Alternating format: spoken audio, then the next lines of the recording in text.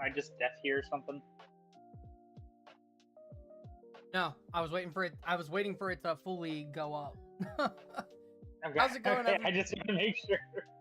Way to fuck up the intro, Dalton. Hey, look, man, everything was so silent. I'm like, what the hell? Anyway, how's it going, everybody? Welcome back to the Looking Glass podcast. Regardless if Dalton decides to ruin the intro or not, my name's Travis, and Dalton is clearly here, and so is Corey. And and we have a pretty solid episode, I guess, tonight. We have a lot of stuff to cover that was at the Creators Summit. We got to see some Pantheon gameplay, and a lot of spoilers were dropped, and there's a good bit of stuff going on. So we're gonna just get right into the meat of all of it, and we're gonna talk about some of these spoilers. So, is there anything that you guys wanted to particularly first?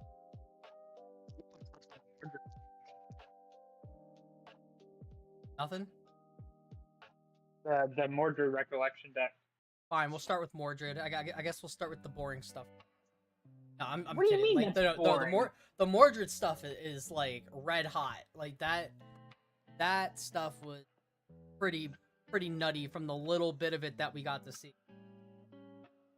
I guess we'll start with the Divine Relic Spirit.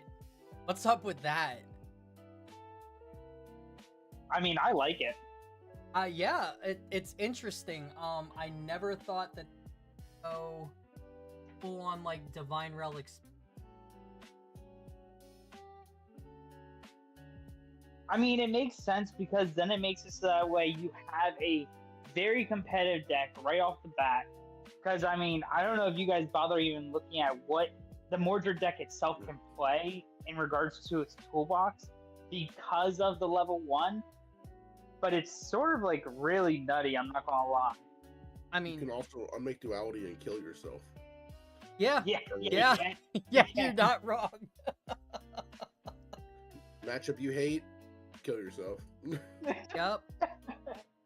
Well, so maybe so here's a question. Since it's technically a divine relic and it's in your lineage, do you still keep that? Like all throughout? Like can you just unmake duality once you're on level 1 and give up? I don't think so, but that would be a good question. It's interesting to think about. It's like, because I guess not, because I guess that's not it would have to be an inherited tag for that to happen. Yeah. Okay. Never mind. That kind of eliminates that, but that would have been a cool concept. Before we go any further on this, Unmake Duality did get bumped up to category 2, so that shit is about to set sail to the ban list. So I think it depends Hopefully on it how does. bad. I think it depends on how RDO goes. I think. I'm pretty sure they're gonna wait to see what these other ascents do. Yeah. I'm almost positive that card is gone. Mhm. Uh, Well, regardless, so back to the Mordred deck and whatnot. Keep in it's mind like, that back you to work. can choose. Well, yeah, I mean, you can choose not to run the Divine Relic as the Spirit of Mordred due to the fact of that you can then go into the level 2 Mordred, but you do not have access to the level 1 Mordred because it has specifically that you must level on top of the Flawless Spirit of Mordred. So, Really. I mean, so on that note, like it's still on the. I really do like all the tags that they've given these cards so that they can't be splashed into, like, let's say like Lorraine or something like that. So kudos to Weebs for that. yeah. I mean, I will admit, just having a spirit overall, even though it's a divine spirit,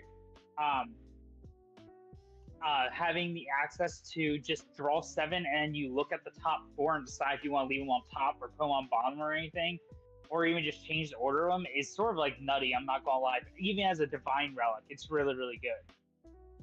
Yeah, it's very interesting. I do not remember like I don't have the stuff in front of me right now. I'm drawing up because I got all the streams. But I don't remember what the level 1 did, but I know it was pretty decent. So the level 1 basically states that Flawless Spirit or Mordred lineage, so specifically you have to level from the level 0 on up. And it states on enter, look at the top card of your deck. If it's an attack card, you may banish it. If you do, you may activate that card this turn. And then Mordred bonus, inherited effect. As long as Mordred has leveled up this turn, the first attack card you activate this turn costs 2 less to activate. Okay. So if you're going first or second, if you hit any level 2 attack realistically off the top, and you're either in Norm or Water and whatnot for the attack. So Riptide slash Invigorated slash, I believe it is, are like 2 of the better options. You can just play it right away, and then when you go to level 2, it's a floating memory in your drain. For free. The other cool thing is Dan pointed out on the stream that the way that it works with Mordred's level 2's floating effect is like some of the cards are really good because when you activate them, they go to the discard first, so they immediately become float to be used for something. Yep. Which is crazy to think about. Yep. So, let's move on to. We already know what Mordred level 2 does. It turns all of your attacks and attack cards into float. So, just give this guy a poison apple and Palver Sword his discard pile, and you win. Basically, yeah. Basically, I mean, it's gonna make Poisonous Apple worth something at least. I guess, yeah. Poisonous Apple might be tech. Let's go. What does Poisonous Apple do again? Every time your opponent would remove, or every time float would be removed from your. So when you bring it out, it goes to your opponent under their control, and whenever they banish float from their discard pile, or whenever float is banished from their discard pile, I should say, they take 2 I think it's 2 unpreventable damage. Correct. Oh, wow. So, yeah, it's pretty wild. So Mordred also has 2 level 3s. He has an Exalted level 3 and a Luxem level 3. And then the Luxem level 3 de-levels back into the Exalted level 3, I think once you activate an attack card or something like that. Luxem element. Luxem. Yeah, specifically Luxem. But you're missing a key factor. On enter, Mordred's next attack this turn gets +3 power and gains on hit recover 3. Yep. Which that is massive. So you want to know what else is busted with those 2 cards? There's one card that is specifically disgusting with both of them. Any guesses? Which is? No guesses? You don't even want to guess? I don't know Luxem, dude. Well, it's not a Luxem card. This card can be played in a lot of different decks, but this card, or this deck in particular, can abuse it. Invigorated slash, because I mean, if you're constantly leveling up and leveling down and whatnot, it gets +2, so swinging for 4 damage with a weapon could be up to 8 or 12 damage in one swing. So, and then if you have Striking Tides, it could be an additional attack on top of that, so it could be 22. So you got the leveling up part right. Scepter of Lumina. Oh, I haven't thought about that card. Every time you level up, think about that. Every time you level up, 4 damage. Huh. Oh, yeah. And doesn't he have like a reduction effect to go up into his level 3? Well, his second level 3, I should say. Mordred can level up in the champion and the same base level. When he does, you draw 2 cards. So it's not really a cost reduction, it's just you draw 2. Okay. Attack cards in your graveyard have floating memory and ephemerate X, where X is the card's reserve cost. So you have all that float to use too, which kind of like, kind of helps fix that fact. So like the fact that he levels down and then levels back up and takes another. They take another 4 damage, and then you hit them with another big card. It's kind of wild to think about. I brought it to you, Trav, when we were watching it, but this, it's just like when we had that Secret Santa at locals, and Fern got just an entire deck of all attack cards. Yeah, the deck Justin made with all the attack cards. This Mordred deck will be, even though it won't be just all attack cards. I was just like, because Fern was flabbergasted. He's like, how am I gonna, what's the win con here? And I forget what was it, Justin who made it? And he's like, you just attack. Yeah, Justin made a deck with 60 attack cards in it. And I'm like, here we go. Here is like the deck that it's for. There you go. Now you got something to Well, so here's the whole catch though. With this deck though, unlike that, you can actually abuse that because you can restand Mordred up to 5 times a single turn. That part was disgusting to me. The fact that he wakes up on so many of his attack cards to swing again, it's so gross. Like he's literally Draconic Overlord. Yeah, as you said, he's Draconic Overlord. And it's just this is sort of nutty to go and see in this because if you're playing, if you want to go and stay low to the ground, there's still multiple attacks like Striking Tides, which is just a flat out on hit. You may banish a card of floating memory from your graveyard. If you do, wake up your champion, and it's 4 damage. So if you do that with Crystallian Longsword, you're swinging for 6 damage. You can go and get rid of almost any taunter in the game except the Senju, basically. And you can just start dealing a ton of damage to your opponent and not care about anything at all. Because next turn, you're just going to level up into your level 3 or your other level 3 and so on and so forth. And you're just going to have so much payoff from it. It's just, I think the Recollection deck is absolutely amazing. I'm so excited to play with it. That's if you even need to get to level 3 in there, because let's not forget that Erendite is still a card. Yep. And with all these attacks that wake up your champion now, you can just 2-tap somebody with Erendite. So I guess the real question is Erendite going to be reprinted in the structure deck, or are we going to have to buy copies? Well, I already have a copy, so I don't care about that. But I do too. To answer Corey's question, Erendite was a sword from FTC. It's Mordred's signature sword, and what it does is when you bring it out, you remove any amount of floating memory, and it gets a refinement counter on it. And for every refinement counter it has that much extra attack. Mm-hmm. So if you have 10 float in your discard pile when you bring out Erendite and banish the 10 float, I think it has 1 attack to start with. So it's got 11 attack power on a sword, and it's got, I think, 3 durability.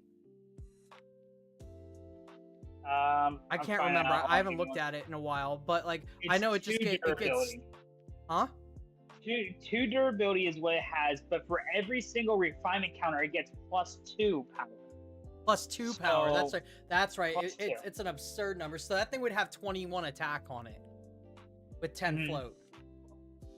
I was looking at the swords yesterday, and I couldn't. I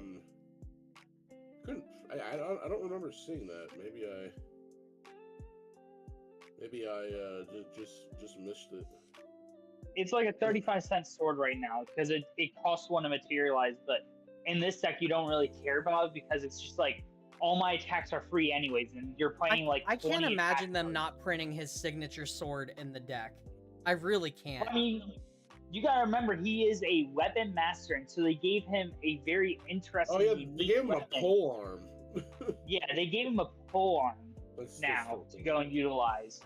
That pole arm's good as fuck too, man. I'm so mad. Oh yeah, and it's locked to him, so Jin can't use it. That's crazy. Or Jin. They're foul for that. Though Jin did get some good cards. There was a card. Yeah. True Champ Gaming spoiled a really good Exia card. That shit's insane. Yeah, that card was nuts. I mean, so here's the whole entire catch, though. So the whole reason why they didn't let Jin have access to the sphere is due to the fact of it's always a constantly, practically a natural 6 damage And then anytime a durability counter is removed, you get to return a card to your hand from memory.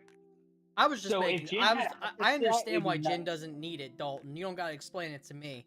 I'm just making a joke that Yeah, like. no, I know. That's what I was Yeah. joking.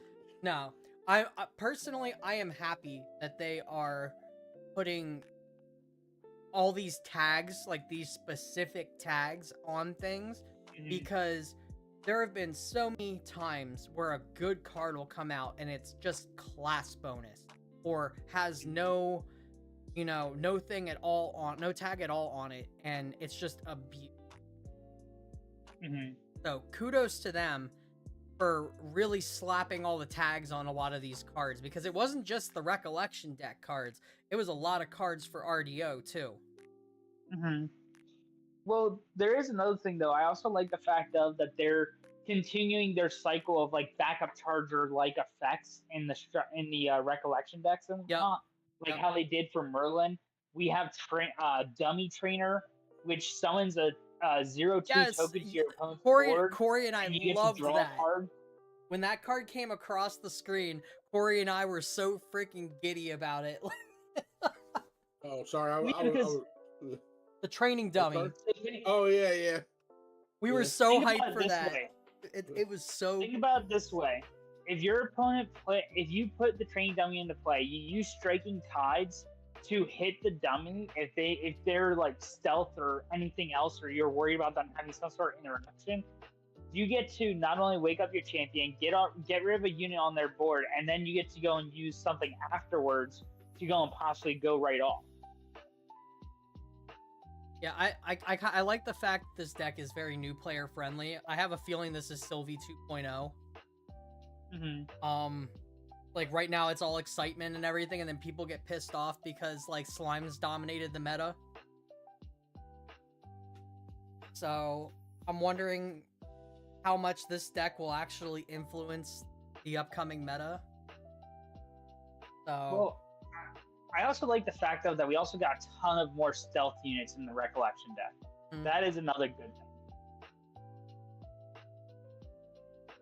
Yeah. I think that was about it for the recollection deck. Is there anything else that we missed? I mean, all the stealth searchers. I mean, that's whatever. Like, did we cover the Luxem attack? The big one that it's like a truck? Nope. Oh, there's also the new Gildus. Oh yeah, thank you. Yes. Already. How can we forget the new Gildus? One that like it's exalted. It comes out with its balanced stats, and then doesn't it have like a really busted effect? So it has stealth, vigor, Mordred bonus, pay 2, rested, prevent the next 4 damage that would be dealt to target unit this turn. As long as you control another fairy ally, this ability costs 2 less to activate, and almost all the fairies from the recollection deck have stealth. That's right. Yeah, they printed a bunch. That's with all the stealth units. They were all fairies. Yep. Rocker's probably going nuts right now. Yeah, they're pretty good too. They are. They're all pretty good at like in general. And then in water, you can just throw Snow Fairy in there, and well, Snow Fairy comes in it. Oh, that's right. Man, so many reprints. That was the other thing with the reprints, like with the DG and Frostsworn and stuff. They did say it's the OG. Yeah, it is. So that's cool. Not gonna be like some special art. Still though, either way, cool. But let's get into some of the RDO spoilers. I think one of the we'll cover these kind of out of order. Let's talk about some of these new guides which I think is really cool. The fire one can give Jin just like flat 18 damage and level up just for like you don't lose influence, you just take 18 damage. That's massive, Jin. Yeah.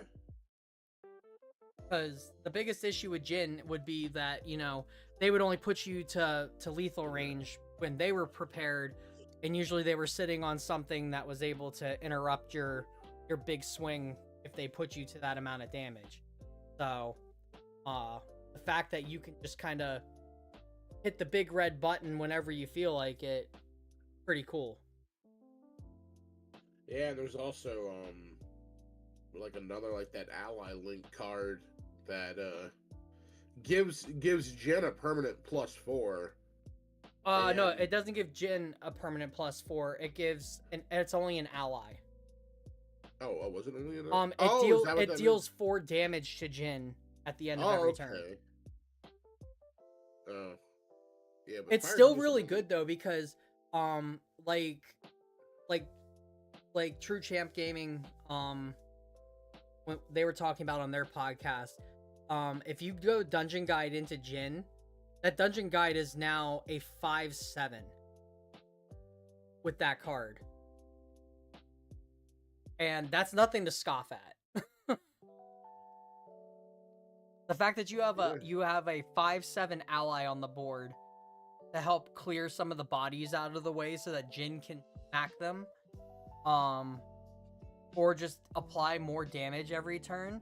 Like, dealing with something with 7 health is really hard. I misread that. I thought that meant then what is the Aquajet shield then? I thought that said ally link as well. Or is that unit link, I guess? I'm talking about the Fantasia that they spoiled. Well, no, that's what I thought that meant, that you could link it to. But yeah. All right. So the shield that you're talking about, Vaporjet shield for Nico. Yeah. That's a unit link. Okay, that's what I thought. All right, I don't know why. No, this one is specifically ally. Still though, yeah, that is a very good card. Yeah, it's absolute. I think weren't there some other guides that were, or there were other ways that they. Yeah, there was. They said every champion's gonna get a card that helps them Yeah. to. Every class will get one. Yeah, so there's Discover the Divine, which I guess is the Rye one. You may remove 4 it's a 3-cost slow spell, mage. You may remove 4 enlightened counters from your champion. If you do, level up your champion. That's nutty. Yeah, and then that's easy. Then there's Radiant Origin of Warrior, 3-cost Fantasia Warrior Trial, Omni Shroud. So they just can't get rid of it, because I was thinking like that would feel so bad if they would just like scatter essence it. But whenever your champion attacks using a weapon, put a training counter on Radiant Origin of Warrior. Class bonus, pay 3, sacrifice the trial, level up your champion, activate this ability only if there are 4 or more training counters on Radiant Origin of Warrior. That's gonna lead to so many explosive plays. Mm-hmm. Like that card, like, not only is it gonna slot perfectly into Mordred, but Lorraine is going to go nuts with that card. Yeah. I just see it now. Did you say it has to be an attack card or a weapon? Weapon. Okay, Weapon. Yeah, that's nothing at all then. Yeah. Lorraine can just go level 1, you get your free sword, and then a couple turns later, when you know you're gonna get what you need there, you go to your level 2, you immediately pop it, go to level 3, and just go off from there. And you still maintain the level 2 effect for the turn. I think Winjin can probably use this too, because there's pole arms that units that allies are allowed to use, right? Oh yeah, so so Jin Warrior in general, like, that's a really good... it says whenever your champion attacks you. Yeah, but either way, for Warrior in general, that is a really task to meet. Like, Dungeon Guide is kind of gonna... I feel like Dungeon Guide's gonna take a little bit of a dip here in terms of things. But But here's the cool thing. I think these new cards all turn on Heavenly Guide. Yes, I do. So that makes Heavenly Guide stocks go up. So Heavenly Guide might be a legitimate staple and threat. With all these level up things going on. I think depending on your deck, I don't think it's bad to have 2 options to get up to level 3. No, but I don't think 4 Dungeon Guide is like a mandatory thing anymore, which is great. I don't think so either, but it is old reliable. Because I know there's been some people that have been kind of like talking like Flagrant Guide might not be that good for Jin, but I do agree. I think people do kind of pussyfoot around trying to deal damage to Jin. Because like, oh, well, they can just kill Jin immediately then. And I'm like, maybe not. If Jin kills you first. Yeah, I was like, because the thing about it is a lot of Jin's cards, you can't really use them until you hit 20 plus damage.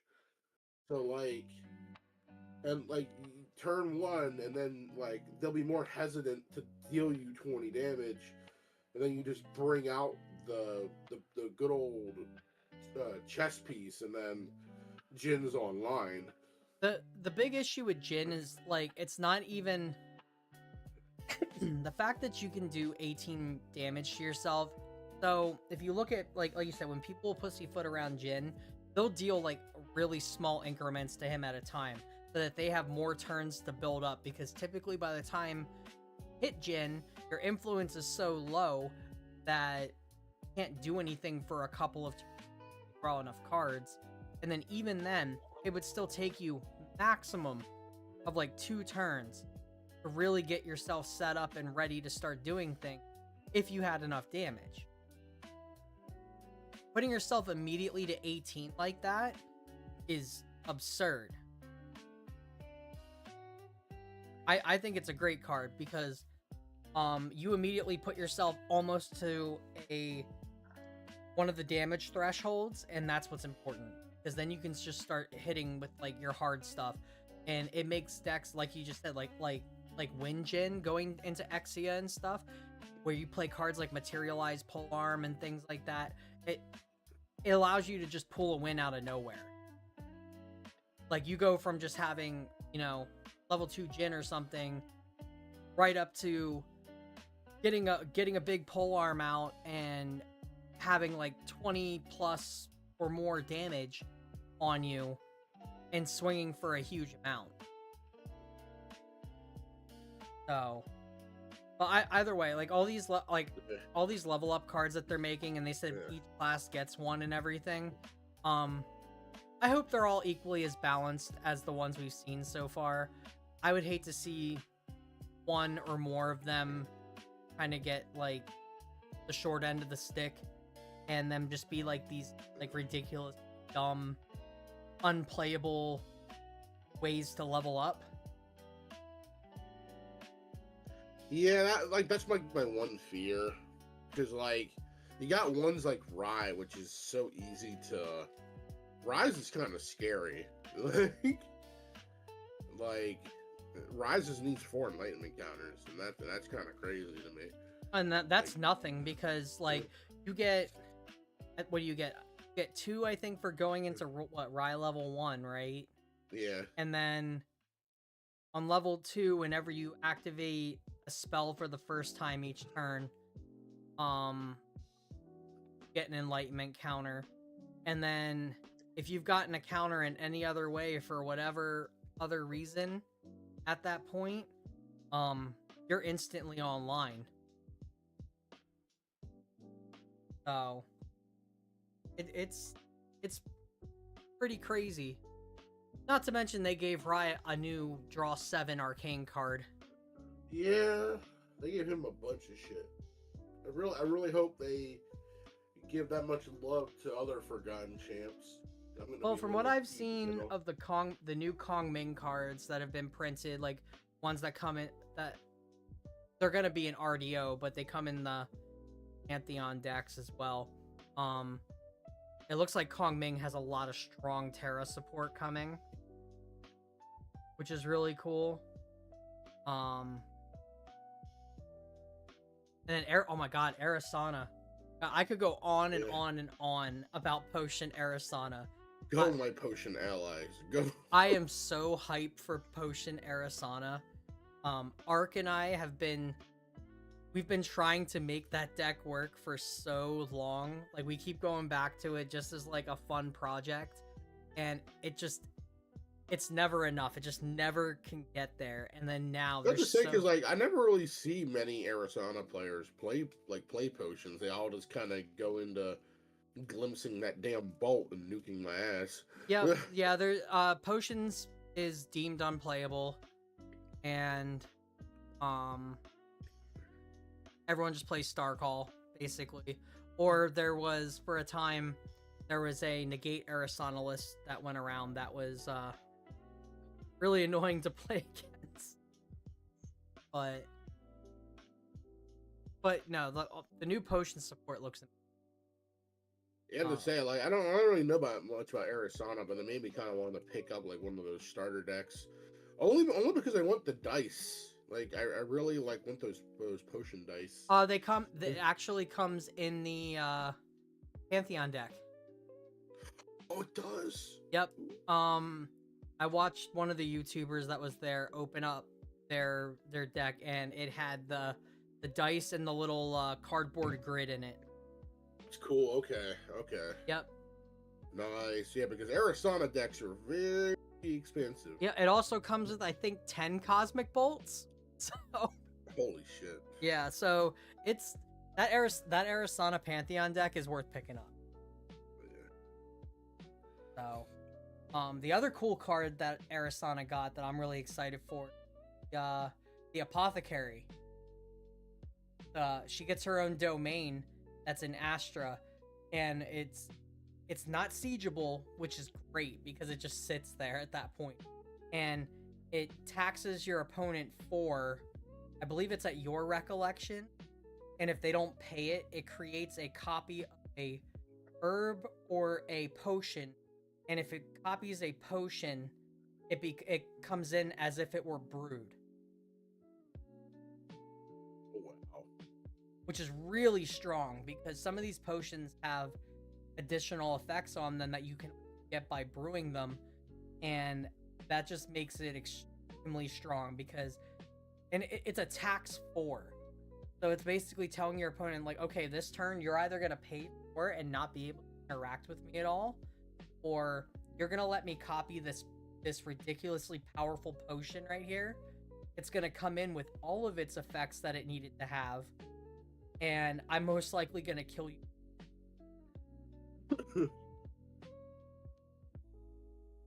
So I think that's pretty cool. Yeah. I know Dalton's probably giddy about Xander. He's probably the only about Xander. Look, man, right now my only concern is Tony's support. Yeah. Because of the nuts we got. We did get a couple Neos cards spoiled. They were alright. I don't think they were like as... I don't think they were on the same...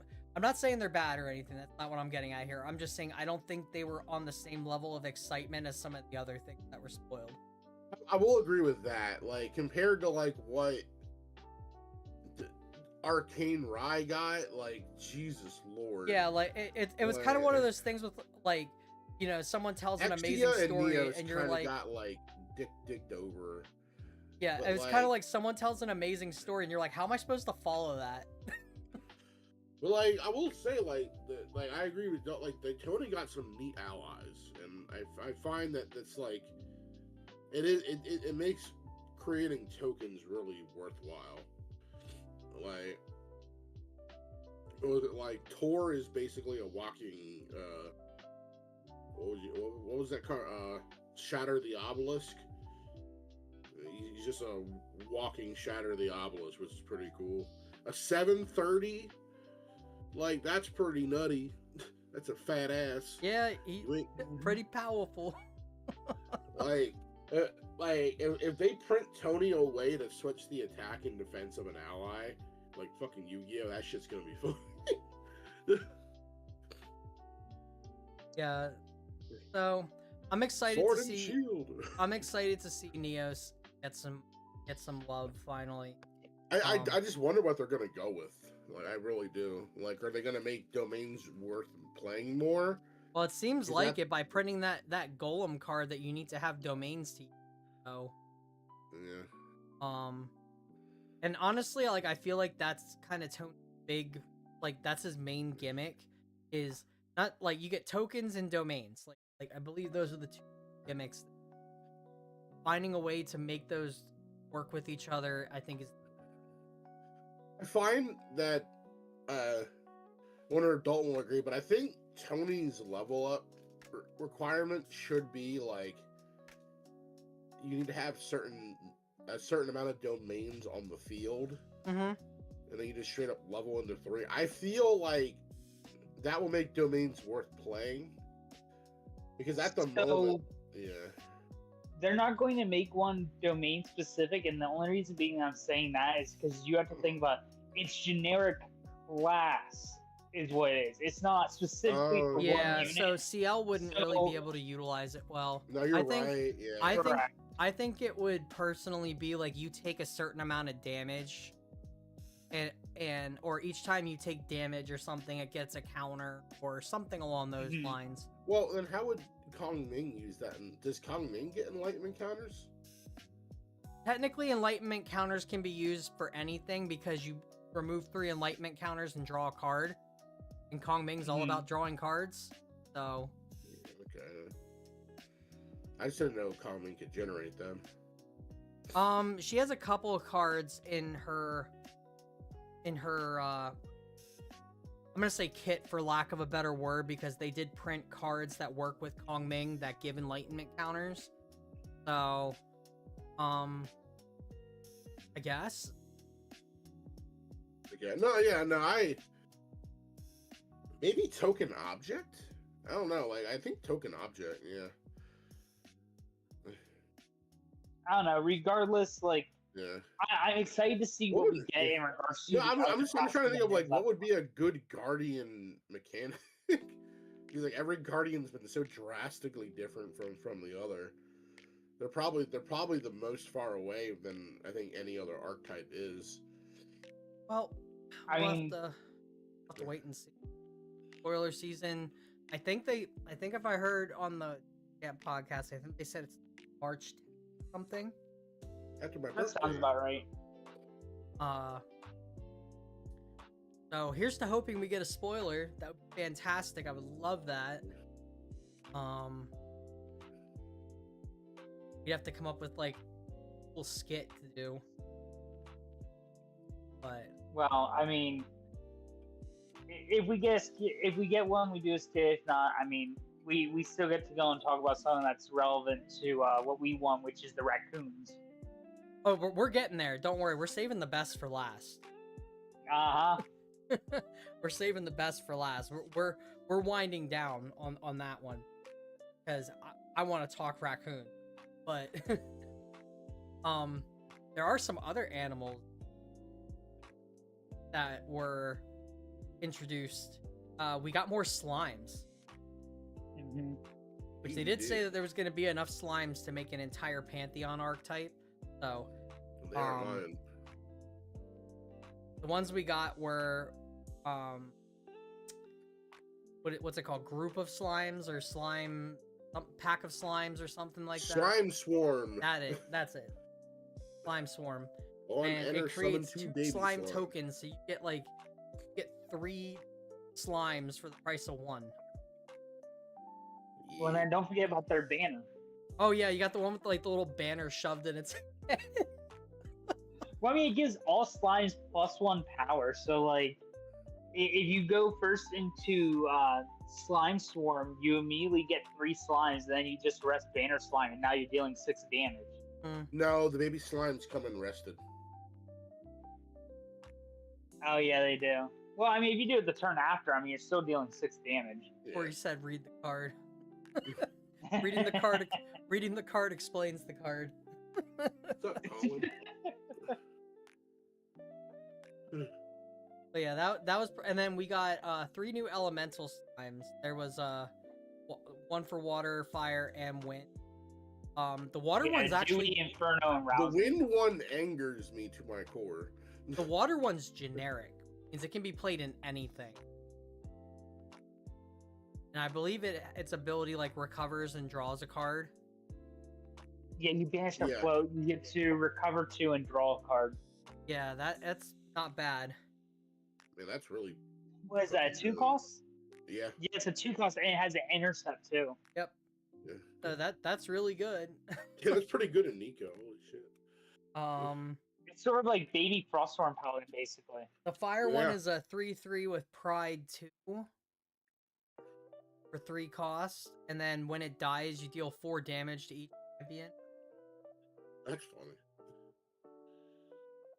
And that thing effectively, like if you hit with it and then kill it off with something, or they kill it, like that thing effectively does like 7 damage. Yeah, and they have to be cautious. Like, 'cause it's a 3/3, so that's a meaty unit. A 3/3/4/3. Like, that's Well, a if you meaty bring so bastard. Fire Slimes brings that out on Sylvie 1, that thing's a 4/4, and if there's a cake on board, it can be a 5/5.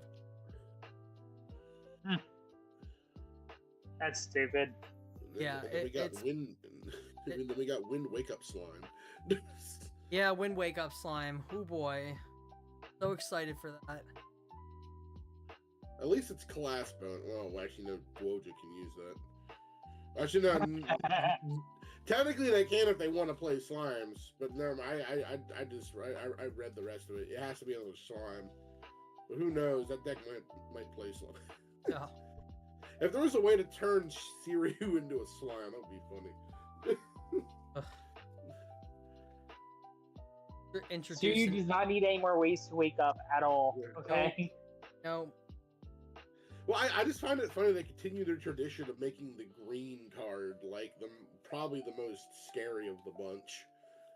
Like That's fair. Because like I've already seen like how annoying green slimes can be, and it like they can get out of control really fast. So Yep. Mhm. yeah. then the last thing to really talk about, we cover on. I know Crux got more support with. They got new allies. The one is crazy. Yeah. Because you can't deal damage. It doesn't die by damage. And then, the other ally that they get gets a +1/+1 counter every time you put an ally into play. Choose on Sabella. On enter, choose a sword or Gallia card with memory cost 1 or less from your banishment and put it onto the board. Put a bond counter on it. It gets +2 for as long as you control Sabella. Yeah, Sabella's the sword one. I watched in the one Pantheon game they were playing, the one dev that was playing it, kept looping Drawn Blade. Oh wow. That's disgusting. Yep. Yeah, It but yeah, was- because on leave you sacrifice that sword, so yeah, so you can just play another one and then yeah, Templar. I think you guys Eternal. are missing like one of the most detrimental cards though that was revealed this weekend. Wisp protection. No, Pendant of Accrual. Oh, the tax one. Yeah, the taxation Oh, one. that's not even Crux. That's just Norm. Yeah, I know, but it's detrimental because it forces everyone to go and basically play awkwardly for their pre-run. I mean, it was alright. Like, it didn't seem like it really did much because I know Caven got his out, like, really early. And Mhm. for, like, the next, like 10 turns or whatever, like, neither of them got counters. They had to form an alliance with each other to not pay the tax for each other in order to make it work. I mean, but like, look at it from like a commander's point of view. Like, we have something called Smothering, in Commander and whatnot. And like, this basically is remnant of that. The only issue is like it's a 2 cost which sucks to materialize. Like that's about the only problem. But outside of that, like the card is amazing. It seems because I mean it I'm not forces your saying opponent to pay I'm tax. not saying it's bad or anything. Just like I don't Is it worth see. a slot in your material deck? It would be better if it said at the beginning of your opponent's main phase, they have to pay too, or Yeah, otherwise you because get just paying it during that card would be recollection amazing. Then doesn't do it. yeah, yeah. Anyway, that aside, Prep's we got can a get- nasty shield, which is annoying. I think we can Mhm. get into the good stuff, which is the trash pandas. Yeah, Which- these things. Corey and I were so hyped for when we saw the list of them come across. They're basically the rats of this game. Yeah, I hope there's more than these three. But like, There's 4 of them. no, 4. Yeah, 4. Sorry, I forgot there's the SR, which I'm gonna try to pick up a copy of that CSR of that thing. I think they said there's supposed to be enough to make a deck out. Yeah. Which like right now, if you count scavenging raccoon, like there's 5 different types of raccoon. Yeah, I picked up I picked up a playset of scavenging raccoons. But apparently they're supposed to be like really hyper focused on the graveyard, which is kind of funny. Yeah. So we already know it's scavenging raccoon. No. Get rid of up to 2 cards from a graveyard. Man, this thing is water's worst enemy. Oh my god. And then we've got, was it Buddy Raccoon? Yeah. Which I forget what that one does. Fast Activation. class bonus, mind you. It has to be a tamer. On enter, you may return another target raccoon ally you control to its owner's hand. Yep. So you can bounce the on enter abilities, which is gross. Yeah. And then we got a banner raccoon. Yeah. That's basically like a banner night for raccoons. Yeah, as long as your opponent's graveyard is empty, all raccoon allies get get +1. So got that, and then what's the other one I'm forgetting here? I know about the leader one, but what's the other one of the basic one? Oh, Portly Raccoon. Portly? His greed sickens me.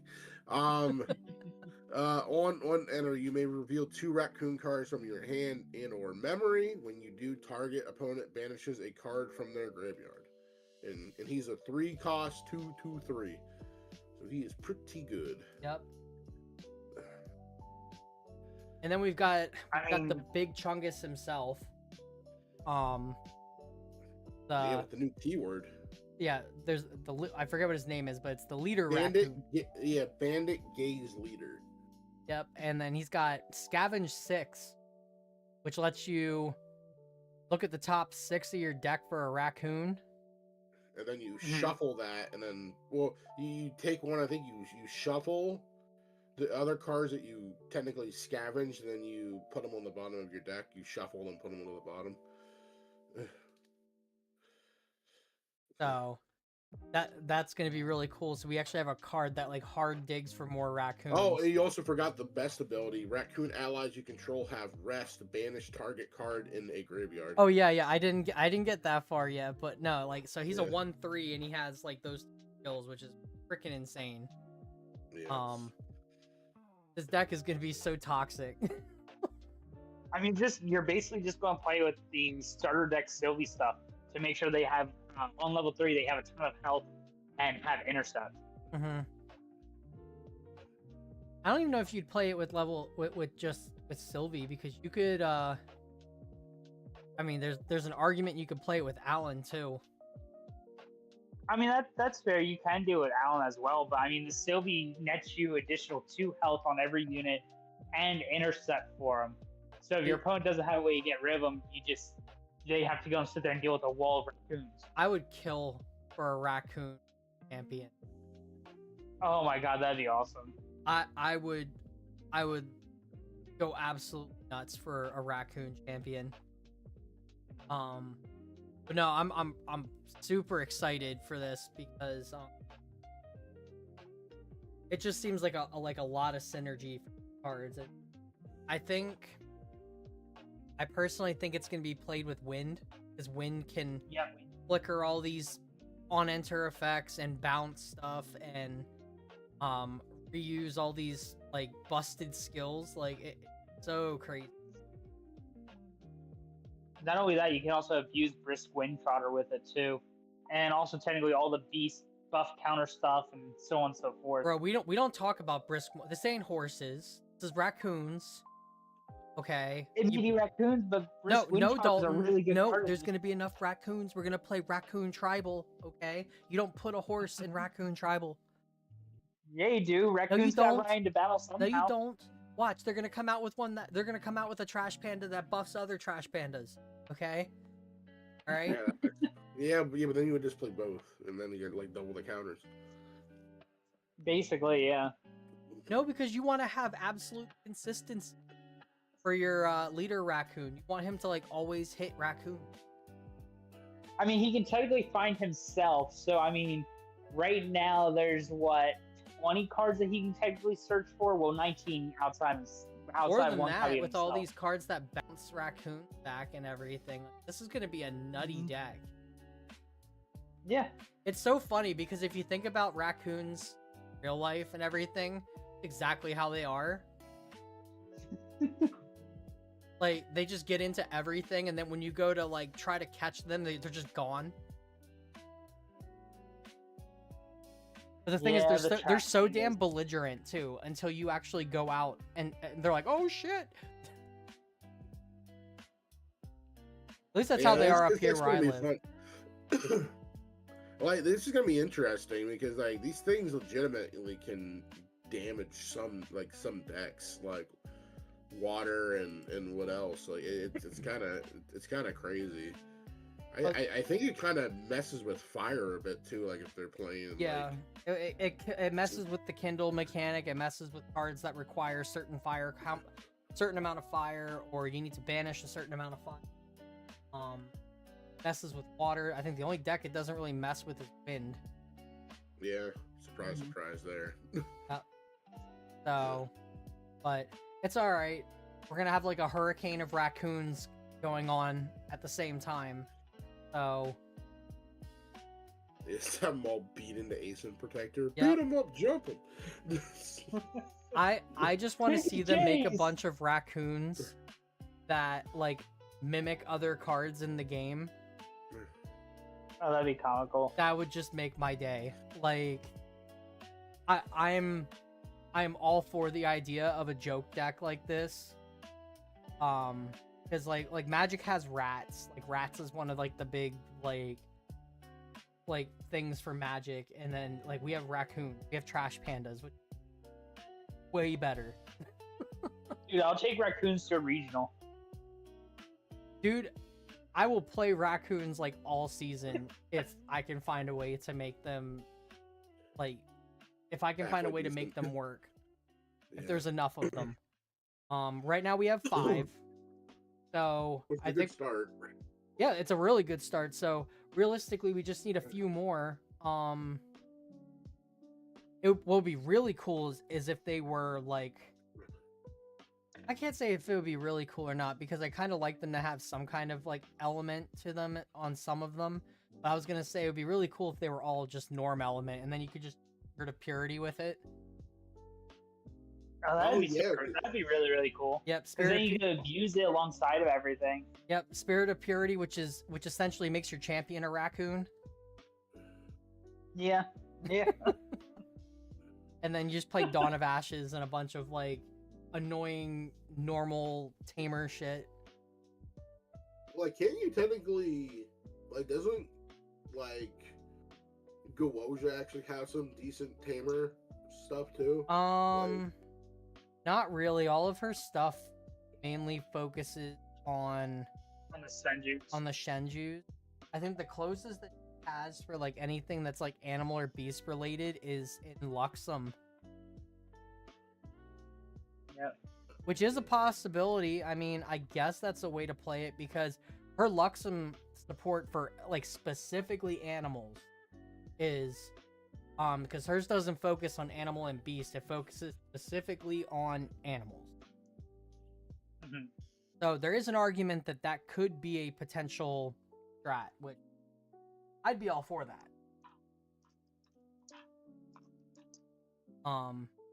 Because some of that Luxem stuff for animals, it's disgusting. Like there's literally a Fantasia that just gives all animals +1/+1. That is yeah. And then you can play Reliquary just for like draw power. If it's not banned by then. That is true. It is on Cat 1. Yeah. And with Xander getting all this everything RDO, Oh yeah. but Reliquary might be next card on the way out. We'll have to see. But yeah. no, I'm really excited for the raccoons though. I really want to see more. Maybe even a couple of like skills or spells that are like raccoon specific. Like, give me a card like Assault of the Trash Brigade or something like that. And just that'd be comical. Just have it like bring out like several raccoons or something.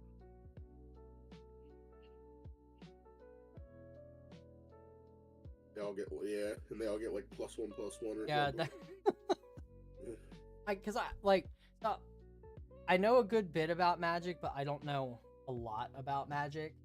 Because I've only dabbled in it so much. I don't know if there's any rat specific spells or anything. There's not a ton of rat specific spells, but like rat has access to like infect for the most part and debuff counters, as well as they have like commanders that work really, really well with them that like double infect or God, what was the one that did? I think it just destroy anything that has an infect counter and enter. And it's super nutty what they can do as a commander deck. I mean, no one ever really played it in standard just because it wasn't good enough because the rat support was never all in cycle at the same time as the other stuff. No, so, I know it was really good in like, what was it, like the expensive formats and everything because you were able to which play... is more commander and like eternal. Yeah. Honestly, if we got a champion, like, and I know Weebs is listening, and I know they watch, like, content creators and everything, so please take my idea if you hear this. Like, I don't care. Use it. Give us a Sylvie dressed up in a raccoon costume. Because I know you said there's no new champions in RDO, but Sylvie is an existing champion. Just give us a level 1 Sylvie dressed up in a raccoon costume and just call her Sylvie the Raccoon Queen. And give her some kind of effect that benefits raccoon. And I'll be so happy. I mean, even if it's just once per turn they get buff counter, like when they enter, like that'd be pretty good. Yeah, that'd be really, really just solid. something that gives them some kind of support and everything. But like, I can just imagine Sylvie dressed up as a raccoon and just befriending all of the trash pandas. Yeah.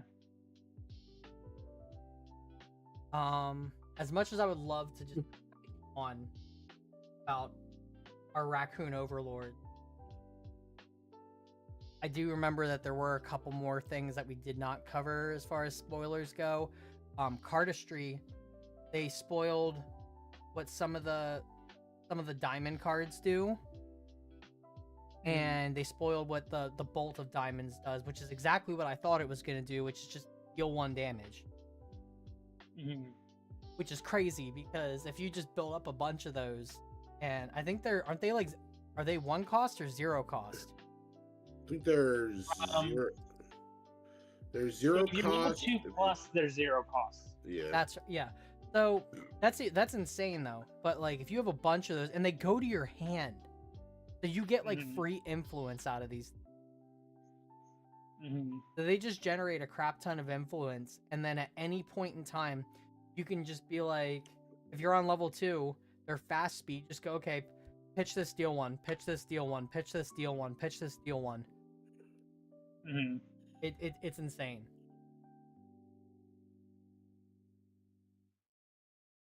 And then they have a weasel as part of their crew. Really cool. The other cool thing about them is they're focused on mage and cleric instead of warrior, guardian, assassin. And they're not meant for attacking because they're like stuff, but they all have, or most of them have retort. And it's not like a stupid small amount of retort. It's like retort 2, retort 3, stuff like that. Like, it's really good. So I'm excited to see some of that stuff too.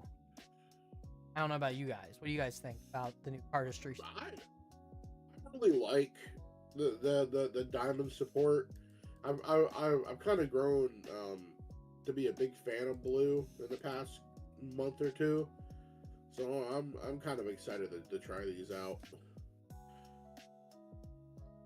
Corey has joined I'm the more dark excited side. about the draw power between playing 4 of spades and 5 of diamonds and whatnot, because I mean it would be reduced by 2 technically to do their draw effects and whatnot for 4 of spades and 5 of diamonds. So 5 of diamonds is 3, 4 of spades would be 2 if you have them on the same board at the same time. And like that's sort of nutty because you just gain a ton of influence off of it. Yeah, it's absolutely crazy. So I'm all for it. But I think that was all of the stickers, unless I'm missing something. I think we covered everything. We got more automaton support finally. Did I miss something with automatons? Are you talking about the Neos one? No. The norm card tune-up. Recover 2 if you control an automaton, yeah. only recover 4 instead, and it's floating memory, so it actually makes automaton Lorraine like actually really solid again because they were missing that last float to be able to use. You know what's funny? That was during the lore segment, and I literally did not stop to think and read the card. I was just hyper focused on like the lore aspect of it. That's fair. Oh, tune-up. Yeah, okay. Yeah. Yeah, that's when Corey looked to me and asked, he's like, wait, Tristan an automaton? I'm like, no, she has a robot arm because Lorraine cut it off. Yeah. And then don't forget about Proto Archive Scout, which could become a really good beat stick if you're playing the Proto key. Oh yeah, they did talk about some of the Proto Archive stuff. I kind of wanted more information about the Proto Archive, not gonna lie, but yeah. Basically, it seems like the Proto Archive. If what I grasp from it is the Proto Archive is basically where the evil champs hang out, I guess. Because Tristan's part of it too. Yeah, that was good information to find out. Is that Tristan part of that whole syndicate? And you know, they kind of shed that light on Merlin too. That like Merlin is just kind of using it for her own thing, and now she's just kind of drifted off on her own. Yeah, we learned more about the guy who kind of corrupted Kong Ming, the one who gave her friend the book. Yep. Well, the thing I did like, I don't think you guys caught this at all during the lore segment, because they didn't technically confirm it officially, but they put the little tidbit in there. It seems that Ciel is specifically on the hunt for Merlin. Oh no, I caught that. Yeah. He's definitely. That was obvious, yeah. Yeah, he's definitely got like. Definitely got the rage for Merlin after the whole Alice debacle. So. You know, Husbando kind of got pissed. Yeah, you're not wrong. You're not wrong. I'm excited to see what happens because I mean, is he going to even listen to how Merlin's story was, or is he just going to blatantly try and just murder her to go and try and end everything? What I want to know is, like, is Alice really gone? Because we get Alice level 3 in RDO. So is this supposed to be like a precursor to what Alice was, or is Alice actually brought back some capacity to? I think it's supposed to be a precursor. I don't think it's she's brought back at all, because it wouldn't make any sense. Well, it would if she wasn't like completely like gone, because like they haven't really finished the DTR lore yet, so we don't really know exactly how everything went down. All we know is there's a card where Ciel is carrying Alice out, main character energy style. Let's see. I mean, I'm almost positive, like 100% positive, there was a card that specifically stated that something about he didn't want to have to put her down, but he had to put her down. Dude in the chat actually makes a lot of sense. Like, that is kind of confusing because Diana does learn how to warp time, apparently. So did she turn back time? That's fair. That is a good point. Yeah, this is why like we need more Yeah. these lore releases. Or is this so the question is this, and here we go into time travel talk. This can get so convoluted so quickly. Yeah. The question here is really, is this one of those like mass time events where like everything shifts, or is this like in a bubble where only a small amount of things shift? Yeah. Like, what level of time manipulation are we talking? Is it on a mass scale or a small scale? And I think that would, just answering that alone would probably help answer some of these questions. I just want them to like. Go ahead, Corey. I was like, I just want them to focus like on at least maybe one area of lore. Like, I think DTR interests me the most, at least with this whole Alice CL thing, and like the Diana time, like rewind time. But like, I just kind of want them to like stick with like one area of lore, or at least try to flesh it out a bit more, or maybe like at least finish the Cambria stuff, because again, we still don't know if like Lorraine. Well, I guess they did confirm that Lorraine isn't dead. Mm-hmm. Yeah, so we have that. It sounds like from what I heard on the dev stream, it sounds like they do have somebody else working on lore. Yeah, there was like 2 people. Yeah, so nice. Before I believe it was just Belle. Yeah, I think so. I think now they have somebody else, so hopefully that means they will crank out some more lore, or at least fill in some of the holes. I know a lot of the lore is hidden text of the cards, and you kind of have to piece it together, which I'm not very good at. I like doing it. It's just like you have to have all the cards in hand, So that's why I like what they're doing with Recollection now, where you have like their numeric, there's numbers on them for purpose, and it kind of spells out the story of that particular part of things, which is it's nice to have that to fill in some gaps, especially if it crosses with another character. So, but here's to hoping that we get more lore. Yeah. Because like I know it's a lot. I think when Belle came in, it was in the A and B. I think it was like around A and B, and at that point they barely had any ALC MRC story, and they had bits and pieces of the DOA FTC.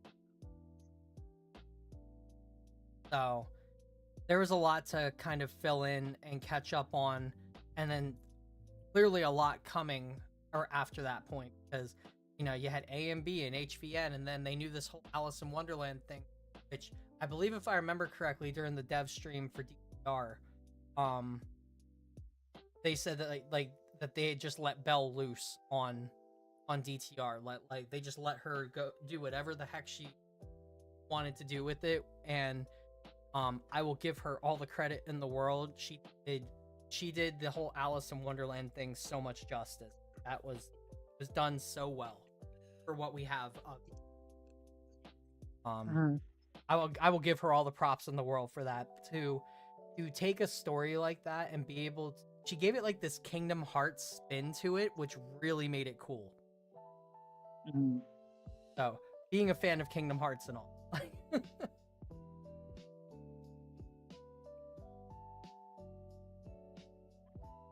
But yeah, I came in around DTR, and yeah, the set was pretty cool. I like a lot of the art and flavor text and stuff.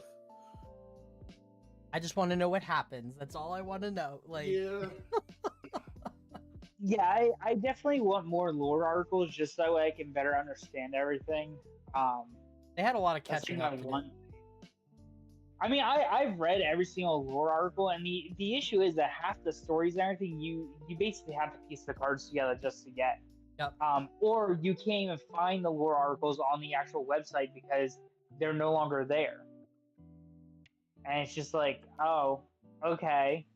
Because like I was confused about when they were doing the trivia thing where the crystalline explosion or whatever, or disaster or whatever. I had no idea what the heck they were talking about. So they never covered that. No, and I'm like, I have no idea what even this whole entire thing is. Like, I went back, scrolled through lore articles trying to figure it out. I'm like, I have no idea what this is at all. No, it jumped around a good bit. If I remember correctly, when the first lore articles we got for ALC MRC was about Tristan. Mm-hmm. And then I think there was some tidbit or something thrown in there about Sylvie, and it was basically just like, well, Sylvie just kind of fell into things. Yeah. Like Sylvie just kind of tumbled into the story. Like, you know, she's just there. She went off on her own stuff. What I would really love is if they sit there and they hire specifically someone once a set just to write like a book, just detailing the entire account of what the set is and everything else, like the entire main story behind it. I think they have to grow their team. Don't have that. They what? I think they need to grow their team a bit more to do that. Like, to oh yeah, dedicate, because like I know Magic the Gathering has books and stuff about the lore and everything. But I think they definitely need a bigger team, and the game has to. But I think RDO, the way it's shaping up to be far, it really looks like it's gonna grow the game in a positive way. Because, I know there were a lot of like I know True Champ Gaming and stuff, like they said that they were pleasantly surprised with how fun Pantheon was and how like into it they got. And Caben even mentioned about his wife, who like normally won't sit there and watch like even any of their videos or anything. She sat there like eyes glued to their entire Pantheon game. Like that says something though for the casual and fun factor of it, and I really look forward to seeing that bring in like a whole new crowd of people. And even if it's just people getting into Pantheon and everything, like it still supports the game as a whole. And even the sandbox too, like that. Oh yeah, we haven't even touched on that yet. We'll get there in a second. Yeah, because I actually have some things that I saw online about people like not being able to find product in their area, but being excited for the sandbox because it gives them a chance to try out the game and see if they like it. Yeah, but like I was saying about, I know there was concern that Pantheon was gonna pull away from the competitive scene and everything like that. And honestly, like I feel like if you're competitive in this game, that's not gonna change your outlook on being competitive or anything. I really feel that it will bring in that casual crowd, and just them buying, like, even if if you got a bunch of people that came in and they each bought like a Pantheon deck or whatever, and a couple of packs of RDO to try to buff out their Pantheon decks or whatever, like, that's still revenue into the company that makes the game, which allows them to maybe hire on another person to do lore articles, or such and I think it's a good step forward. Now I'm excited, and I like what I've seen so far with. I mean, you already know how I am in regards to Pantheon. Yes, Dalton. I mean... we know how you are with Pantheon. I saw earlier, so I saw in the one chat, like, I saw Corbin was kind of busting your balls about your article and everything, and he's like, I'm gonna try every single one of these Pantheon cards that you suggested, and they better work. Yeah, and I'm like, well, I mean, because my list does vary and everything, because there's not all of them that will work in one deck, because some of them are class bonus restricted, but like, they're really good unknown cards that a lot of people don't think of, because they're more in the standard mindset than what they are of the singleton mindset. Mm-hmm. So I mean, it is 100 cards that I'm going to be going on over time, and it is on TCG Architect. So I mean, if you want to see them, go there and read the articles. Yep. This stream sponsored by TCG Architect. Go there and read the articles. There's more than just articles from Dalton or any of us, or there's articles they had a lot of articles on there when I looked. Mm-hmm. There's actually an article specifically how to beat the meta currently in the format. Huh. And I really like that. That was a very great article by, I think it was Chessie, I believe, or Chessie. I thought it was Cheesy. I don't know. I'm sorry if I'm butchering the name, but like, the article is a really great read. And it definitely changed my thought process going into regionals, like this Spanish Zone regionals and whatnot, on how I should go and play and what I should play, to go and specifically work around certain ins and outs of how to handle these decks. So It was definitely a great read. Yeah, but they just added an article section over there, so definitely check them out. And then I like what they've done with the new homepage. It looks really clean.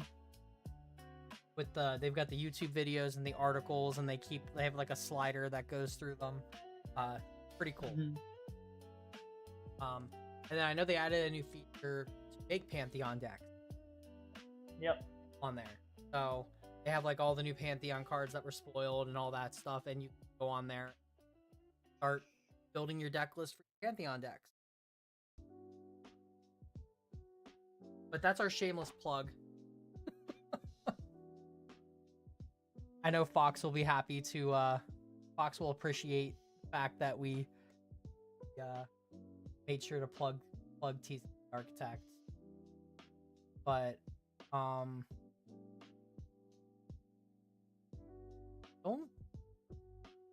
don't know what else there.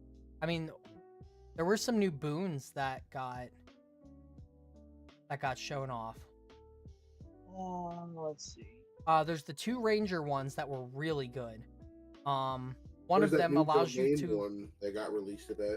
One of them allows you to attack with a gun, as if it were just a regular weapon, and even if it has no bullets in it. Mm-hmm. Well, I mean, don't forget, we also got confirmed that there is lesser boons that allow you to dual element too. Oh yeah, that's pretty nice. That domain boon that got leaked today was insane. It's like scavenge 10 for a domain. Yeah. That's really good. Holy shit! Is it just one time? It's a lesser boon. Let me see if I can. As you gain it, yeah. That's still really good, because that's 10 cards deep for a possible EK. Mm-hmm. That's really good. Oh wow. Yeah, lesser boon of territories. It's a fast speed one too. Pay 3. I can't wait to start doing Pantheon content on our Brawl Night. That's gonna be so exciting. I am so prepared for Pantheon. It's not even funny. I'm so excited to be messing with Tony and Pantheon too. Well, first we have to buy equipment so that we can make this work. Yeah, you're not wrong. Yeah, we've been shopping around for like a good overhead camera setup that that things look nice and clean for you guys when we do start doing Pantheon.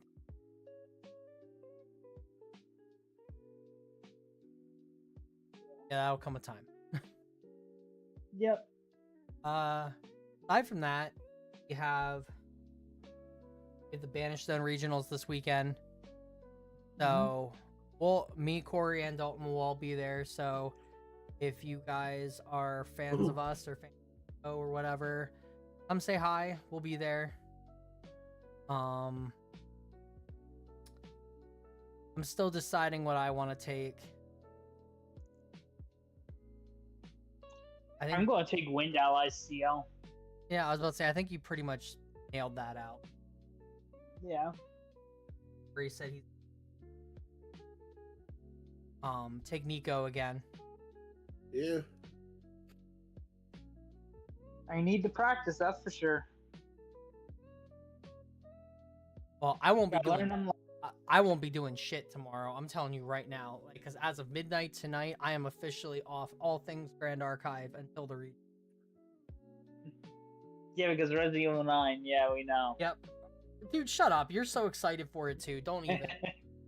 I mean, I'm going to hit it probably right around midnight, crash at 3, go to my first job by 7, try and get out of there an hour early, get like 40 minutes of game time, then go to my second job, and then come home and play until the wife gets off work. Yep, I'm getting up at midnight, and I'm going to play it straight through tomorrow, whenever, like, from what I heard, the story is only so long, so, I'm hoping I can get it finished so that, like, all the spoiler stuff is gone, and I can not worry about having it spoiled. Yeah. But I'm looking forward to that.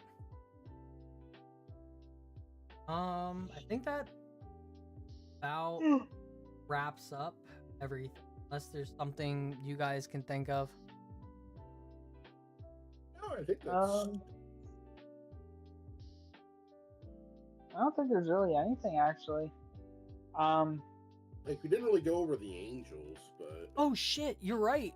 Good catch, dude. Yes, that's right. I had purposely put them off to talk about them later. So, we will touch on those here.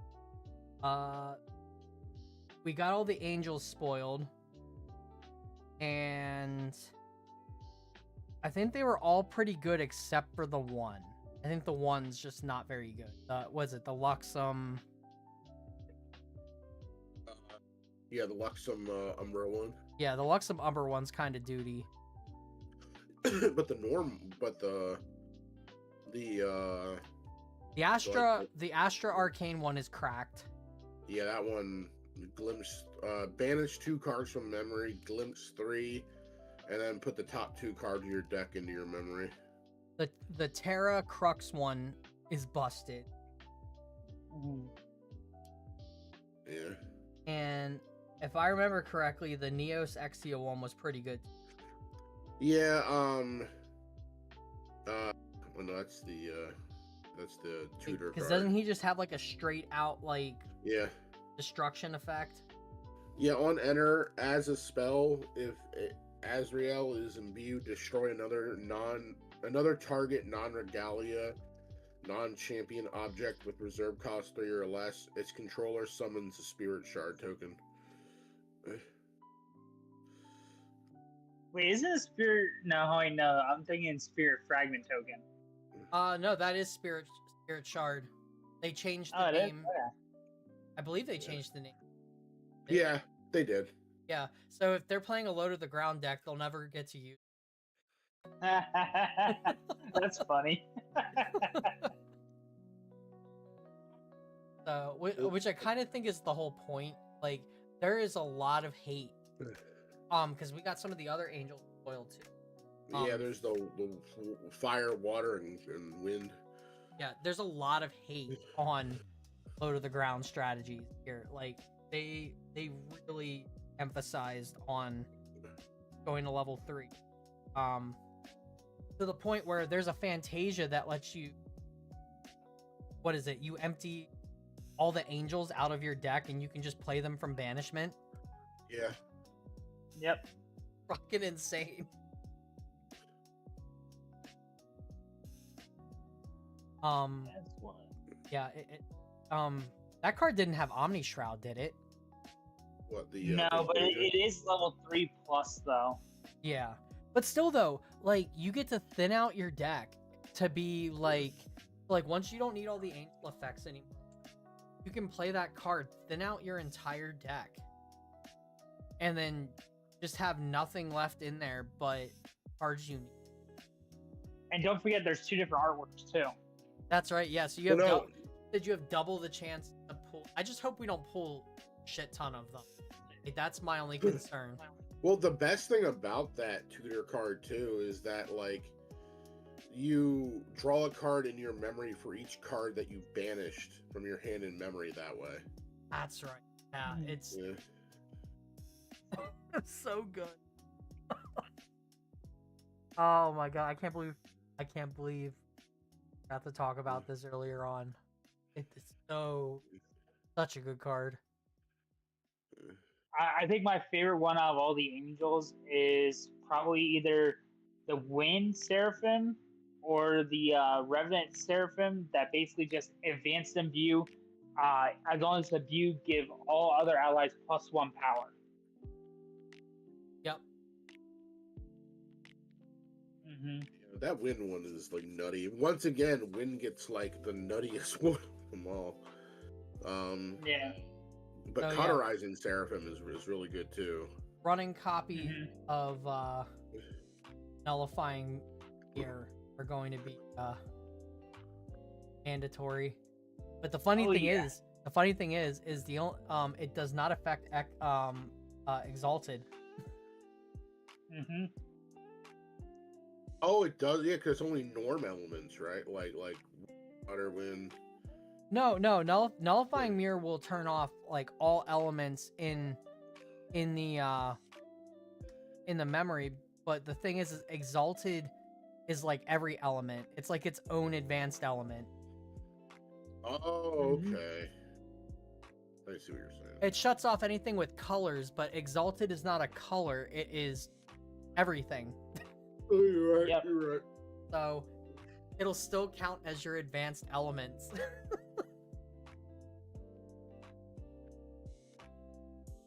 Like, if it's a fire exalted, it'll remove the fire aspect of it, but it'll still be exalted.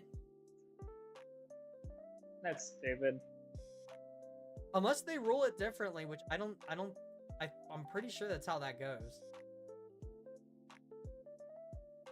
Because, like, Nullifying Air only removes, like, the colors cards and makes them Exalted can already be normal element and any other element. So it would just be, if it's a fire Exalted, it would be normal Exalted. Revealed off of me. But you'd still be Exalted, so you'd still have advanced element and you'd still be able to show it off. Yeah. So, unless that's ruled differently, that's what it sounds like to me. I think I'd be kind of baffled if it was ruled another way, because not how Nullifying Mirror. Yeah. But we'll have to see. Either way. Now I believe we've covered everything. Oh. Yep.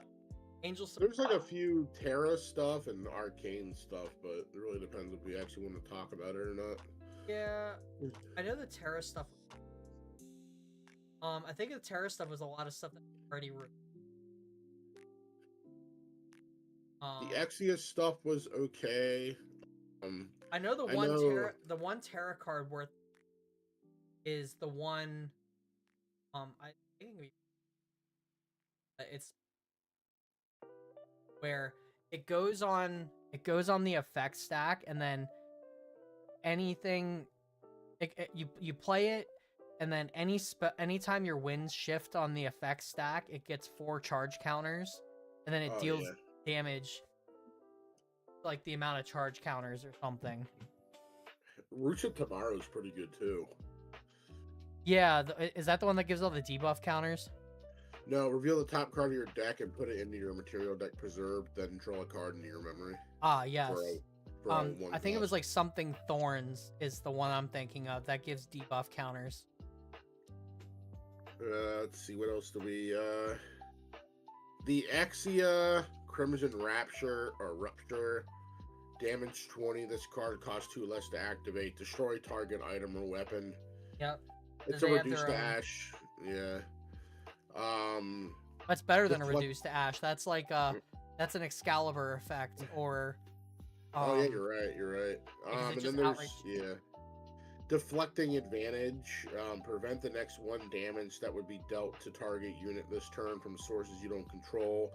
For every 3 damage counters on your champion. Jin bonus, choose a polearm weapon you control and trigger each of its on enter effects, then put a durability counter on it. That card's kind of nutty. Yeah, that card is good. That card is gonna be scary. If you go and hit something and they play that card is going to skyrocket Jin into oblivion.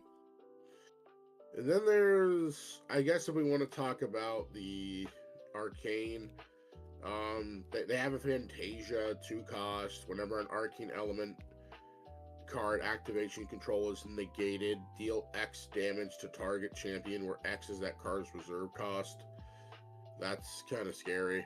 Yeah, that's really scary. Another card for CL, 15 cost ionized asceticism. Rye bonus efficiency. Banish all cards from your hand and memory, then draw 7. Until the beginning of your next turn, your champion gets minus 10 level. Because that matters. Yeah.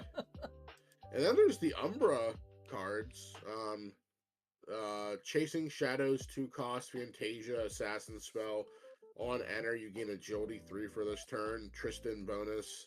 Whenever you gain agility, allies you control named Onimus Shadow get +1 until the end of turn. There's Blight's Ring. 0 cost. Oh yeah, that's for Alice. Regalia item. Cursed Cleric. Pay 4. Tap, draw a card in your memory, then put Blight's Ring on the bottom of target champion's lineage. Inherited effect at the beginning of your recollection phase. Deal 1 unpreventable damage to this object. Visceral Inversion. 1 cost. Cleric spell reaction. Target attacking ally gets -5 until the end of turn. If Visceral Inversion is ephemeral, that ally gets -5 health instead. Ephemerate 3, you may activate this card from your grave. Okay, that's just the Ephemerate thing. But I don't think you can play that in Alice, though. That Alice, one's not for Alice. The ring was for Alice. I guess technically the ring is for anyone. Huh? What was that, Dalton?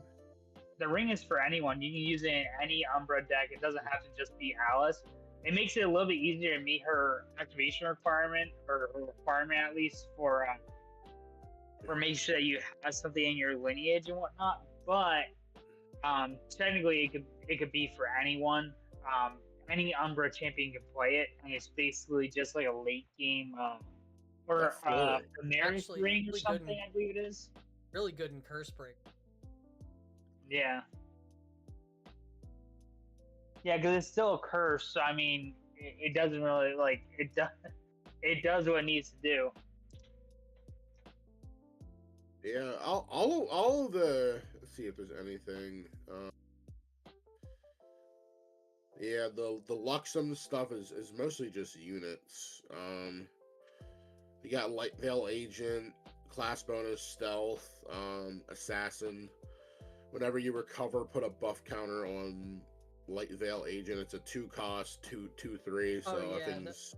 some of the ones Yeah. they were for the thing, and Yeah. Luminous Surge, recover, or it's a target unit's next attack this turn gets +3, recover 3, class bonus, element bonus. Whenever you reveal this card from memory, target unit's next attack this turn gets +1. That's really dumb. Alien Luster Loyalty, class bonus, stealth, class bonus. Whenever you recover an amount, Alien gets +X attack until the end of turn, where X is that amount. If X is 4 or more, Alien gains unblockable until the end of turn. It's a 4 cost 2/2, and it's a unique ally. So yeah, Tristan gets some good stuff. Now will Tristan play allies? That will be the next question. yeah, But I think that's pretty much everything. We cover the slimes. There is the 8 of hearts, table straight, and 8 of spades. oh that's right. Yeah, we did get the Table straight is funny. yeah table straight is hilarious. Let's go over that one real quick. Yeah, reveal. It's a 3 cost, norm, slow spell, mage suited, which is funny. Reveal any amount of suited cards from your memory, depending on the length of the longest consecutive streak of reserve cost among cards you revealed this way. Suited allies you control, 2, 3, or 4, draw a card. 5 or 6, draw 2 cards. 7 or more, draw 3 cards. That's gonna be so funny to play because you're just gonna see people fan out like 8 cards across the table. 8 of hearts is basically a tribute summon. While paying Yep. for this card's cost, you may sacrifice up to 2 suited allies with reserve cost or 4 or less. Each ally sacrificed this way pays for 3 of that cost. Card is straight 8, draw 2 cards. This ability costs 1 less for each suited. Yeah, you know. So that card's really busted because it enables your Queen of Hearts. And then 8 of spades is a wake up. On card is straight 8, wake up, 8 of spades. It's a 8 cost, 3/4, level 1 plus. This card costs 4 less to activate. So yeah, suited is getting more powerful every set. Yeah, so 8 will enable Queen of Hearts a lot more because now it'll make it easier to make that 10 discard because like so you're sacrificing reduce the cost of 8. You're putting a huge body on board and then you're putting 2 in the discard pile and it says for 4 or less, setting that up to go into 10. Queen. So you could get like 8 and a queen and something else really easily during during your turn for like not that many cards in hand, which is really cool. And then while queen's out there, like all of your other guys are basically immortal. Yep. And then they showed off one of the Nationals pre-registration gifts, a water bottle. And then they showed off some of the qualifier prize cards. That 3 of hearts art is gorgeous, and I will never be able to own that. Another Arisana tax card, Necklace of Foresight. Necklace of Foresight already existed. No, I mean like the Arisana art. Oh, okay, that's what you meant by tax. I was about to say, wait, that's not even a tax card. Yeah. Yeah. And then another one, the Cheshire Cat. Oh my god, the Cheshire. The top 8 prize, like, and there. Last I checked, there was only 3 Cheshire Cats on the market right now for 100 plus, and people are selling her, even in Merlin's, at 100 plus. I mean, our cat is. Yeah, someone's like, finally, the Cheshire Cat reprint we needed, and this one's gonna be like $800. They showed off the Ascendant Shadow Tristan for Taylor Bow. Yeah, Yeah, that thing's really good, and yeah. what's funny is Taylor's the only one that can actually utilize it. Yeah, I find it funny that the chat during the stream was like figuring out ways to make it work because they didn't understand how the way the world champ card works. Yeah, it's basically you have Yeah. the Ascent Regalia to Yep. to make it work the way like just for normal, or because it is a legal card. Yeah. So if Taylor wanted to play Tristan and put the level 4 in there, he could, and he could make it work. Yeah. Oh, and I think the thing that you found funny is they skipped the MRC and Alchemical Revolution Divine Relics. Yeah. Yeah, I gotta talk about that real quick. So like Corey and I were sitting there, and I was sitting there, I'm like, well, here comes temporal spectrometer, and they're like, oh, this is Imperial Seal, and I'm like, no way, they skipped the 2 worst ones. Yeah. They were like, here's Transcendent, right? I was like, Oh wait, no, that's the. what that's kind of the- shenanigans is this? Like they skipped temporal and mercurial harp. I'm pretty sure they knew like the outrage that people were. Yeah. Because Oh yeah, yeah. I mean, at least Imperial Seal could be played to some capacity. Like the mercurial heart is practically unplayable at the moment. And temporal spectrometer, like, yes, you could play it, but like, really want to? Well, especially after RDO comes out, because like Grand Crusaders ring is already like pretty affordable now. I think they're going for like $25 for Yeah. the Ultra Edition. So like, and especially now, like now we have to see how the pull rates, because there's been discussions about RDO, and it's like, well, how much will the reprints affect the RDO exclusive cards, like so on and so forth. So like, we'll actually see how easy these Divine Relics are to pull.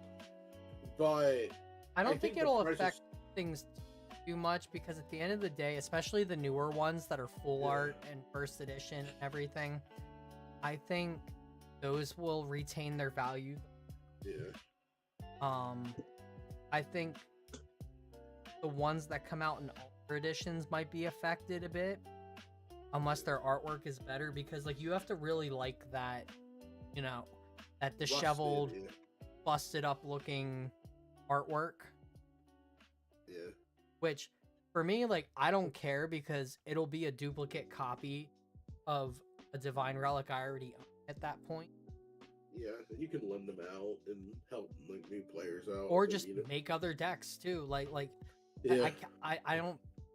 So annoying to have to move a single card through like multiple decks because it's the best Divine Relic to play right now.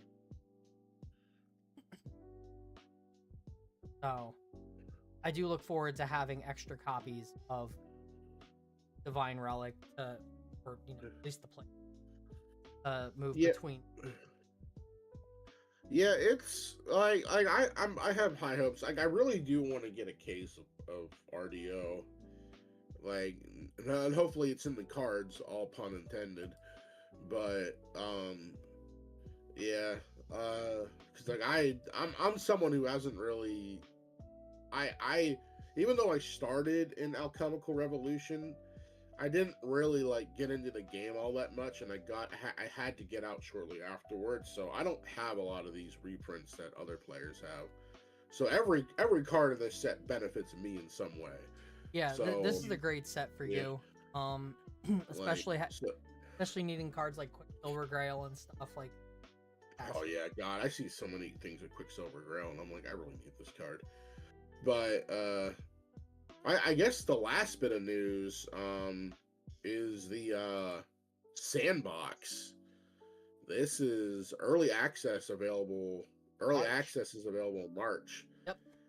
I find this is probably going to help me a lot, because like I don't really like having to set up even though I don't mind setting up my camera and desk. I don't have a lot of desk space, so this is going to be nice, depending on And the way it seems really stable.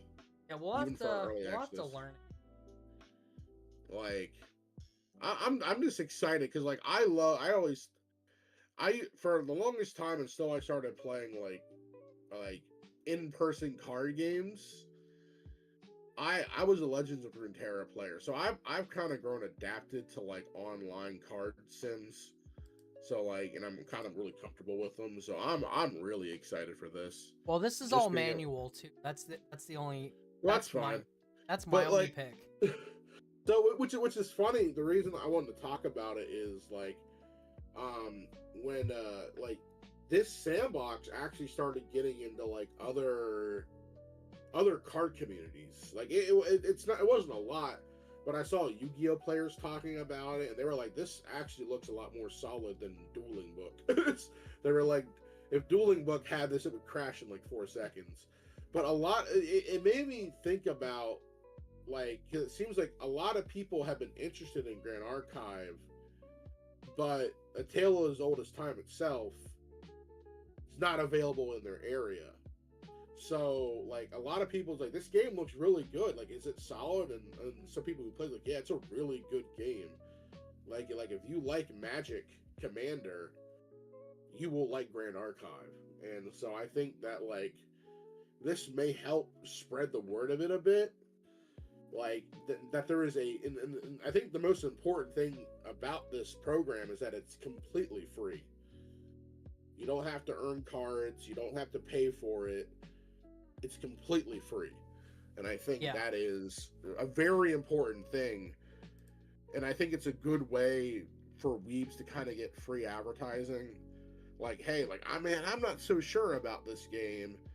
And they don't even want to buy like a starter deck or something. So you can show them the sandbox, and if they like it, like, it's a good way. And especially like having to navigate TTS is like, this is going to be a lot easier. And again, I don't know how annoying this program is going to be, but from the way they make it sound, it seems really solid. So I'm excited because you give me a game to play and I'll play it. Yeah, the so, easier it is to access, and will definitely, like, it wins me over in the way that, like, I'm glad there's an official like sim coming for it, but it'll really win me over if easy to, because I hated using Tabletop Simulator just because there's so many commands that you have to remember and learn. Yeah. And I'm hoping it's not like that for this. Like, I'm hoping there's like a button to press or something that's simple that will kind of make it of access. Yeah, and if that's that's same for me. So, I mean, again, another thing I'm excited to check out, and that's coming up here in March. So we don't even have that long to go until probably see. It will be in beta test, fine, because they have to stress test it first. Yeah, God, I think it's gonna be rough for the first couple days. I think possibly we'll have to see, but I think it's a program that might get better with time because they might get more people that are interested in the tech of it and maybe make it automatic or whatever. Let's see what happens. But yeah, it's a good start. Yeah, it's faster than Vanguard had theirs when they promised years ago, but never came. It's so sad. Because that was a really solid program. It just it came out for beta and then we never saw it again. Yep. Oh no, we saw it again. Dalton will tell you they put the game on the Switch instead. Oh, those I put it behind a paywall. Yep. Oh yeah, that's right. I remember those. Yeah. Yep. They Switch, yeah. They put it on there instead. That was like 2 years ago they did that. And made you have to buy all these expansion packs to get the cards you want. Yeah. Yeah, I remember because it actually came out on the DS too. Because back when I still used Facebook a lot, the people on the Vanguard community pages were always talking about the DS games, but they never got ported to English either. So that was the worst part. Well, I think that about wraps us up for the night. We've been yapping for almost 2 hours now. So, I know I, for one, get a couple hours of sleep so I can get up and play RE9 at midnight. But, yeah. As always, everybody, we appreciate you coming and hanging out and listening to the stream live. Glad that this has resonated with so many of you. Do this every week, so we look forward to seeing you guys and everything, and we hope you guys enjoyed listening to us yap. So thank you so much for coming and hanging out with us. We appreciate it. And we will see you guys on the next one. So until then, guys, have a good evening and take care.